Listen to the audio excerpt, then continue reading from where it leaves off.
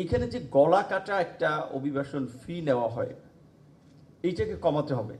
এবং এখানে একজন ভদ্র মহিলা কথা বললেন দাঁড়িয়ে, শেষ পর্যন্ত উনি বললেন যে নাকের ফুল বিক্রি করে হাজবেন্ডকে টাকা পাঠিয়েছে, যাওয়ার সময় তো পাঠিয়েছে গয়নাগাটি জমি বিক্রি করে, শেষ পর্যন্ত ওখানে যাওয়ার পরেও তার সারভাইভ করার জন্য সে তার নাকের আপনার স্বর্ণের জিনিস বিক্রি করে টাকা পাঠিয়েছে। কতটা অমানবিক হলে আসলে মানুষকে এই ধরনের বিপদে ফেলতে পারে। নগদ নিয়ে এলো হার না মানা হার অফার। সর্বনিম্ন 10,000 টাকা রেমিটেন্স নগদে পাঠালে থাকছে স্বর্ণের হার জেতার সুযোগ।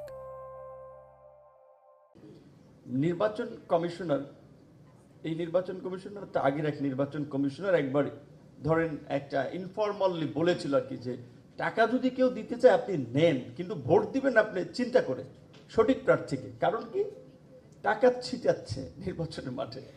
তো উনি ওই সেন্সটাও তো বলেছে যে উনি না বললেও টাকা দিবে, পাবলিক যারা নেওয়ার নিবে, আর ভোট যাকে দেওয়ার তাকেই দেবে।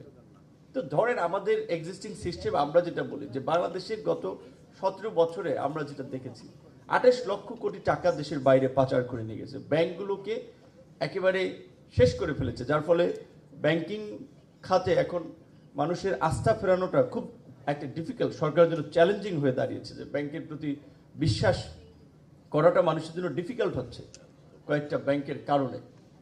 তো সেই ক্ষেত্রে যারা এরকম হাজার কোটি টাকা আছে, লুটপাটের টাকা আছে, অবৈধ টাকা আছে, শত কোটি টাকা আছে, তার কাছ থেকে যদি কেউ ঘুষ টুস খাইতো একটা মানা যেত। কিন্তু একেবারে গরিব মানুষ এরকম জমি বিক্রি করে, গরু বিক্রি করে, বউয়ের শ্বশুর বাড়ি থেকে ধরেন তার একটা স্বর্ণের জিনিস দিচ্ছে তার মেয়েকে, সেইটা বিক্রি করে যারা বাইরে যাচ্ছে, তাদের কাছ থেকে আসলে 500 টাকা ঘুষ খাওয়া, 5,000 টাকা নেওয়াটা এর চেয়ে জঘন্য কাজ আমার দৃষ্টিতে আমি মনে করি না যে আর কিছু আছে।